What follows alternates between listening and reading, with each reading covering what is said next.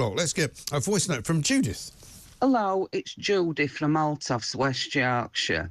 Angela Rayner's going to change the planning plans so Greenbelt can be built on, even if there's opposition from the local people.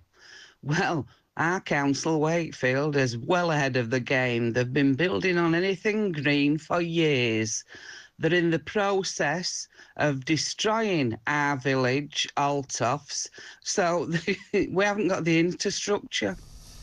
Well, this is the problem, isn't it? I mean, we keep hearing that, you know, they're going to do away with any kind of interference from the local NIMBYs and local councils. Yeah. But as ever, with all of the statements that the government makes, they don't actually have the bandwidth to do that. No, I'd be surprised if they actually managed to follow through on it, not least because they could well encounter the problem that the Tory party always ran into, is that when you've got a lot of MPs, particularly in a lot of rural seats, where there is a lot of, you know, for good or ill, local opposition to new developments, are those MPs really going to think, you know, we need to stick with the plan, we need to look at the kind of national picture, or are they going to do what, unfortunately, many MPs before them have done and just sort of give in to the... Just bulldoze it through, or just give up. Yeah. And that's the problem. I mean, I was hearing over the course of the last few days, there's already been loads and loads of development plans which have been approved by local councils, but the building has just never happened, and you know, developing companies have just never built the houses. No, exactly, and there's so many problems with the system, and again, like we talked about earlier, it's good that they're starting to sort of at least try to grasp nettle on this stuff, but I don't think...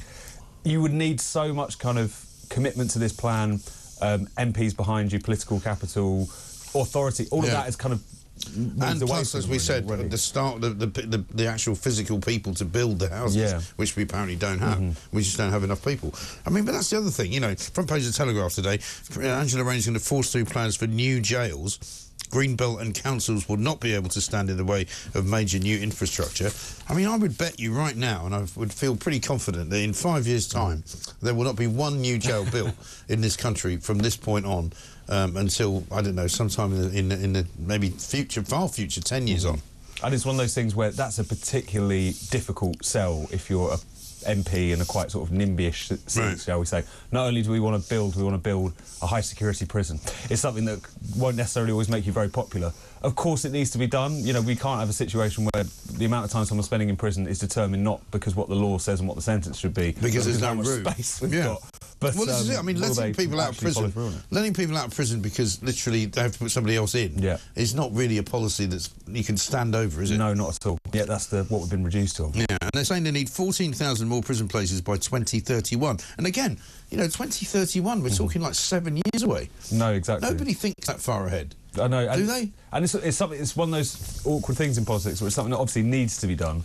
But it's something that people are not necessarily going to notice in their everyday lives. They might notice when there's another prisoner release, if this issue isn't dealt with, but it needs to happen, and yet it's one of those things where it won't happen very quickly, and also they're not necessarily going to be thanked for doing it. No. I think you feel like the Labour Party want to be applauded for doing what most people assume to be the bare minimum in terms of...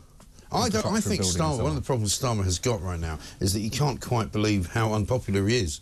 He keeps sort of turning up back home and people are going, have you seen the approval rate? It's gone down again. Since he reshot the whole party kind of mission last Thursday, which of course we couldn't call a reset, his popularity's gone even further down the gurgler.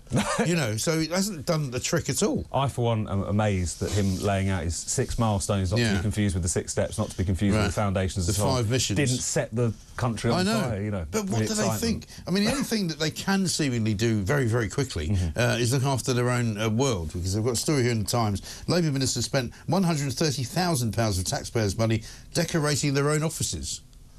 They've managed to spend that pretty fast. Also, why do you need to decorate your... I mean, these things are kind of identikit, you know, kind of Whitehall departments. Like, does it really need... But it's like, do you remember, if you remember back to the early days of Downing Street, you know, both Rachel Reeves and Keir Starmer removing, you know, portraits from rooms, you know, suddenly, you know, William Shakespeare, no, we don't want him. Elizabeth I, get rid of it. Walter Raleigh, no chance at all. You know, Margaret Thatcher, absolutely not. You know, and they started replacing things as though it was some kind of episode of 1984. The kind of interior decorating aspect of what they... I mean, I'm always kind of surprised how much incoming Prime Ministers spend on just, like, refurbing the Downing Street flat. You think you're going to be there especially in Keir Starmer's case, best case scenario 5 years. If we, best case, yeah. I don't think he'll be there too.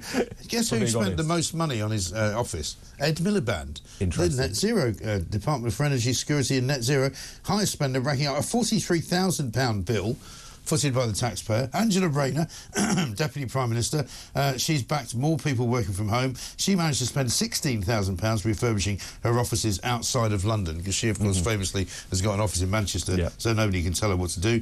Rachel Reeves has said that she's going to take an iron fist to government waste. Doesn't seem to apply to the Cabinet. Absolutely not.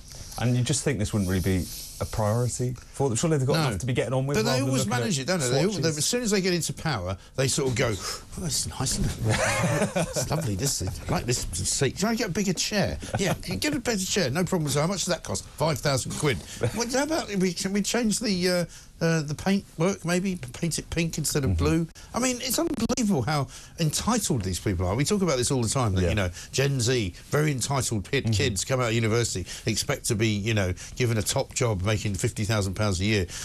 These people get into government and think, let's just waste taxpayers' money redecorating the bleeding office. And like you say, I think they are, these, you can tell how kind of excited they are to just have the trappings of office, have the kind of trappings of being in power.